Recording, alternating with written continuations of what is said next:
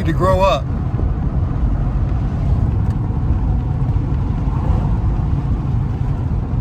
And stop acting childish.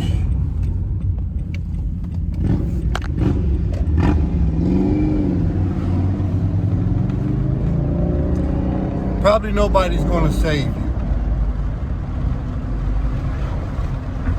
And the hole that you may be in, you may not have dug it.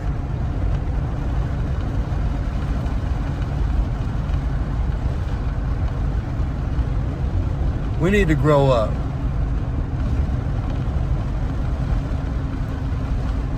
Being narcissistic is not grown up. It's childish. We need to grow up. Growing up, and you can correct me, a small piece of growing up is taking care of oneself and taking care of others. Grown up.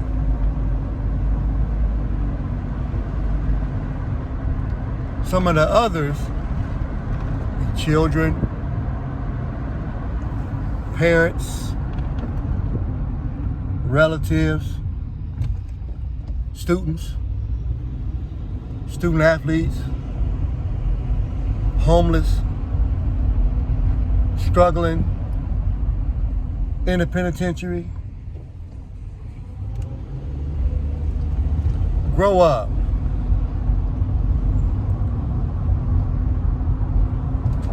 If you are childish and you don't help nobody else, you always got your hand out looking like a cup, hopefully you get to a point where you want to help somebody else. If nothing else, grow up and help yourself. I don't know where certain people who come from certain cultures and environments expect or believe or desire so much fucking assistance. I wish somebody could explain to me how you got to a point where you need, desire, or feel like you deserve so much fucking help.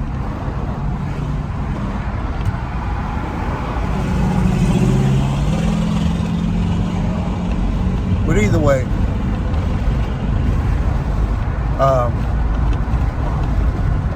we need to grow up. Y'all know about history already. And I watched a documentary last night on kids born into being rich.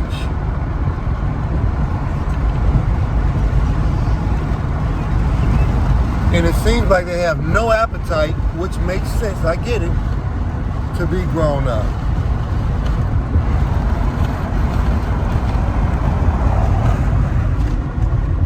I have an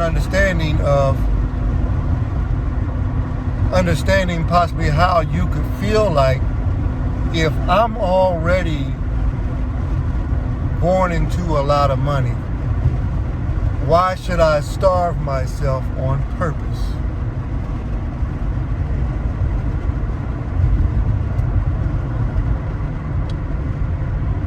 Grown up, to me, is occupying your own space, creating a path for yourself.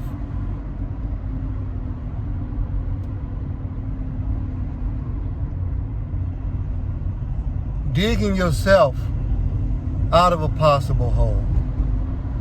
But if you have never been in one, there's no sense in jumping in to a rabbit hole for no reason.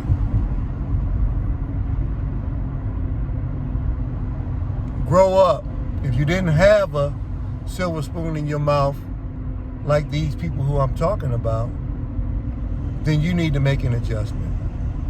Now, how the people with a wooden spoon in their mouth got into a position as adults to feel like somebody else owes them anything,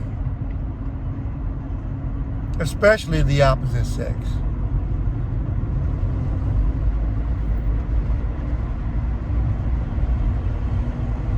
We out our fucking minds if we believe that. Don't nobody owe you shit. If anybody does anything for your funky ass, you should be thankful. Grow up.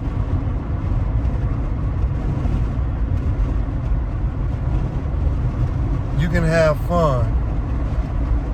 But I've noticed having fun makes people say you're childish.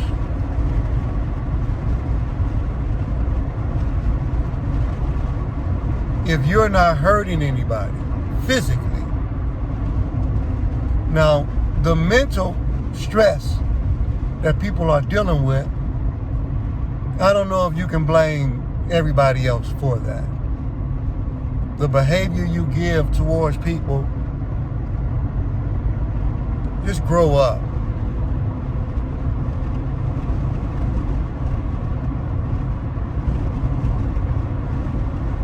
Stop acting childish. Stop on purpose trying to get other people in trouble.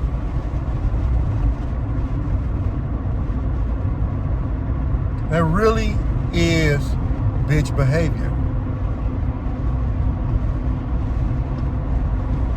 Quit trying to get somebody else for something.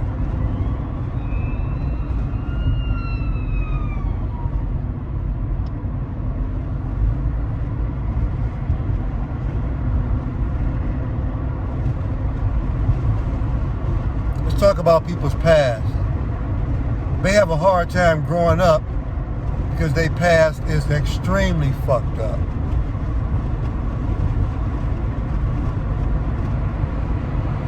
They have been butchered.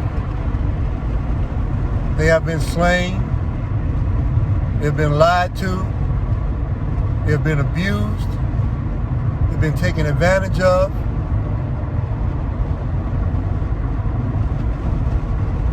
Only a few people are still nice to this day.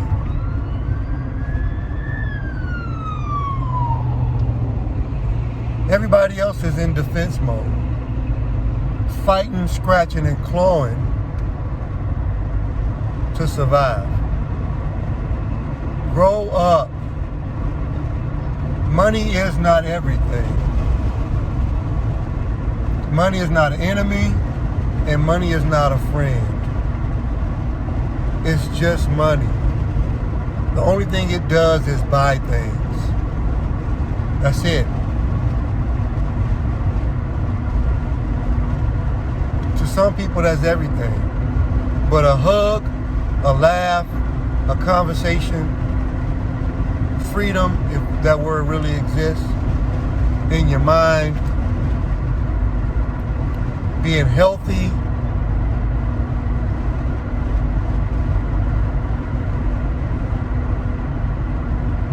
that doesn't all require money.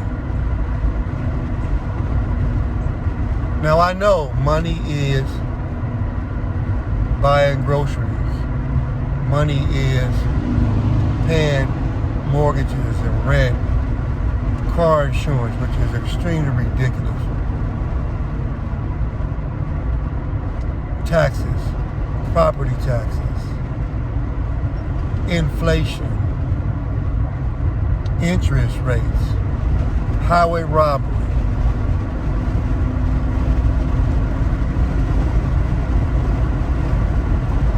Grow up. If you understand what side of the coin you are on, you only can play your position long enough to figure out how to change the spot you're in.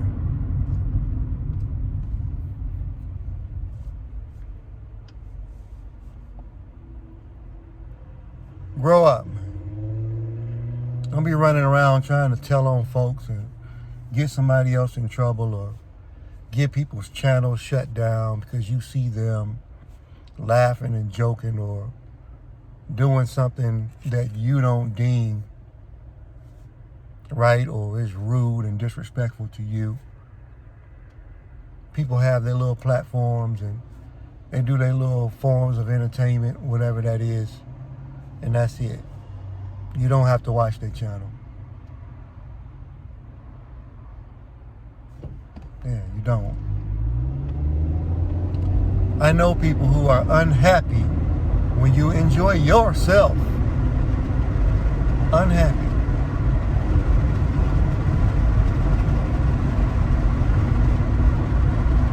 Who do things to themselves and think somebody else did it. Okay, we kind of far into the video now. I'm going to share something. Now that we at this, we passed the 10-minute mark yet. Now I'll just share something about a woman. And this woman, who I'm going to say is from a southern state, trying to do all this voodoo stuff to me. That's what she tried to do. Sprinkling oil and stuff on me, trying to insist that I'm a handsome man and that I'm some kind of natural gift or something like this, and then ends up turning around and staying with me, spent the night with me. We didn't do anything that was across the line, but all I was saying to her from a very personal standpoint is she needed a place to stay, so I let her stay with me. I didn't have a whole concentrated lot of space, so it was tight. And I wasn't about to do some extra form of gentlemanness to give my bed up, sleep on the floor, and I got to go to work in the morning. She made it clear that she didn't want to participate in any physical sexual activities. I never asked. I never said anything about it. I never raised an eyebrow. I never asked. I never said a word. I didn't. She made the whole thing up in her head. Now, what she knows is that men have a desire to have sex. She knows that from her history. And because I'm a man, I automatically face the brunt of that blow because of what she and other men have experienced together.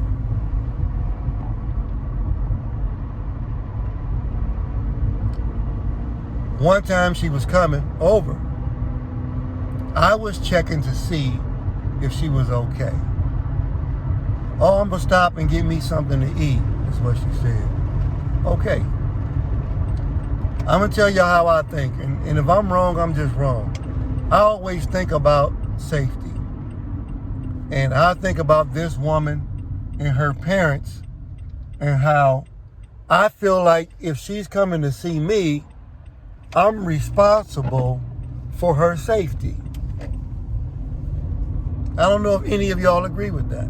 But if she says on the phone, we talking on the rover, and if she has a note and we have in the system text messages that I'm on my way, I said, okay.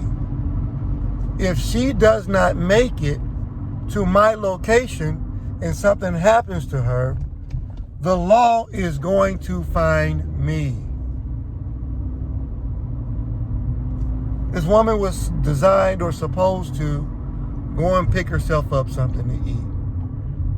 I had already cooked, but she didn't like what I cooked because she's practicing or she eats some type of Indian food or something. She said she wanted some pig guts or whatever it was, pig snoot or whatever it is she was calling herself doing, eating some kind of Indian rice or whatever. I sent the text message 2 hours later. Are you okay? Because I'm looking at my watch. It takes you 30 minutes to get here. Now you haven't made it. All I'm doing is checking to see if you're okay. I send the text. She says, I'm going to sit down and get me something to eat. I said, okay. About an hour later, I'm just checking. She's sending me some pictures of her sitting in the place, watching TV or listening to some music or something, having a good time. Now, I'm not anti you doing this, but I've said I got the mindset that you're on my clock, which means your safety, I'm responsible for your safety. I'm responsible for it. So she ended up calling me, or either I called her, and she blows up. Why are you calling me? I said that I was going to eat, and I decided that I'm going to go back home. I'm not coming over. And I said, okay. So you getting mad? You mad at me because I don't want to come over there and just sit down and do nothing and look at TV, all of that stuff. I don't want to do that. I said, okay. Now, she made an executive decision in her own mind, which she's right. She can decide whatever she wants. All I was asking for was, from a safety standpoint, to be lifted from the responsibility, considering you're not coming here. So now, from your parents, ancestors, relatives, or whoever, I don't want the police department, I don't want to be held accountable in case something happens to you in Atlanta. So we're talking about a miscommunication. We're talking about a problem. The only thing I did at that point was say to her, good night. And I hung the phone up. And I erased information, and I removed her from my consciousness. But the thing that I did do before I erased her, even though I'm telling this story today, I wanted to pay attention to the behavior that we were exhibiting towards each other. That's what I wanted to see. She thought that I was possibly nagging or driving her crazy because I was checking to make sure she was okay. So I do see women, and I understand if they're checking on a guy, man, you said you was going to come over, where you at? Oh, man, stop sweating me, man. Stop sweating me. And you think somebody gives a fuck about you that much. Or they're just trying to see if you're okay. And because people don't realize when somebody is trying to show you compassion, because you're so used to being treated like shit, you don't know what it looked like. You don't know what it looked like. You don't know what it looked like at all. So, needless to say, for those that hung around to this point, that's the story.